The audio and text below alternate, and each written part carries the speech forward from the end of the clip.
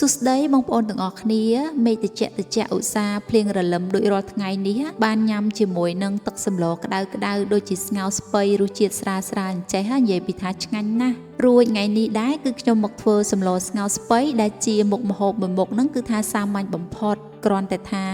យើងថែមជាមួយនឹងគ្រឿងតិចតួចទៅវាធ្វើឲ្យសម្លរបស់យើងហ្នឹងគឺកាន់តែមានរសជាតិឆ្ងាញ់សម្រាប់គ្រឿងផ្សំរបស់ខ្ញុំថ្ងៃនេះគឺមានសាច់ជ្រូកចិញ្ច្រាំថែមជាមួយនឹងប្រហិតសាច់ជ្រូកផ្នែកបន្លែវិញគឺមានស្ពៃកញ្ញាញ់ការ៉ុតផ្សិតចំបើងនិងមានខ្ទឹមសចិញ្ច្រាំជាមួយនឹងស្លឹកខ្ទឹមដែលធ្វើឲ្យសម្លរបស់យើងហ្នឹងគឺកាន់តែមានក្លិនឈ្ងុយហើយដំបូងគេហ្នឹងគឺខ្ញុំយកសាច់ជ្រូកហ្នឹងមកលាយជាមួយនឹងគ្រឿងសិន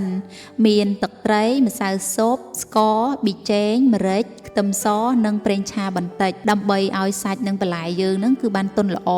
ចំពោះគ្រឿងទេសវិញគឺខ្ញុំប្រើមួយមុខបន្តិចទេបងប្អូនព្រោះអីថាសម្លស្ងោរគឺខ្ញុំស្ងោរយករសជាតិបែបស្រាលបានឆ្ងាញ់បន្ទាប់ពីដាក់គ្រឿងសព្វគ្រប់គឺខ្ញុំច្របល់វាឲ្យសព្វរួចហើយពូតវាធ្វើជាដុំប្រហិតបែបនេះហើយក្រោយពីរៀបចំគ្រឿងរួចរាល់គឺខ្ញុំមកដាក់ដាំទឹកឲ្យពុះបង់ជាមួយនឹងខ្ទឹមសចិញ្ច្រាំគល់ខ្ទឹមដាក់សាច់និងប្រហិតចូលចំណែកការ៉ុតក៏បង់ជាមួយគ្នាដែរព្រោះវាជាបន្លែដែលយូរផុយរួចហើយខ្ញុំបន្ថែមជាមួយនឹងគ្រឿងទេសមានទឹកត្រីម្សៅស៊ុបស្ករនិងប៊ីចេងបន្តិចដើម្បីឲ្យទឹកស្ងោររបស់យើងហ្នឹងគឺកាន់តែមានរសជាតិឆ្ងាញ់រួចបន្ទាប់ពីការ៉ុតនិងសាច់បានឆ្អិនទើបខ្ញុំបង់ជាមួយនឹងផ្សិតចូលទុកវាថែមមួយពុះទៀតបានខ្ញុំដាក់ស្ពៃចូលសម្រាប់ស្ពៃគឺខ្ញុំទុកតែមួយពុះទេបងប្អូនក្រោយមកថែមជាមួយនឹងស្លឹកខ្ទឹមគឺបិទភ្លើងតែម្ដងហើយចៃដន្យអីពេលនេះមេឃកំពុងតែអលឹមស្រេចដួសស្ងោររបស់យើងយកមកញ៉ាំក្តៅអញ្ចេះទៀតគឺកាន់តែឆ្ងាញ់រួចចុងក្រោយក៏អរគុណច្រើនដល់បងប្អូនទាំងអស់គ្នាដែលបានចូលទស្សនាវីដេអូនេះជួបជាមួយនឹងខ្ញុំនៅវីដេអូក្រោយ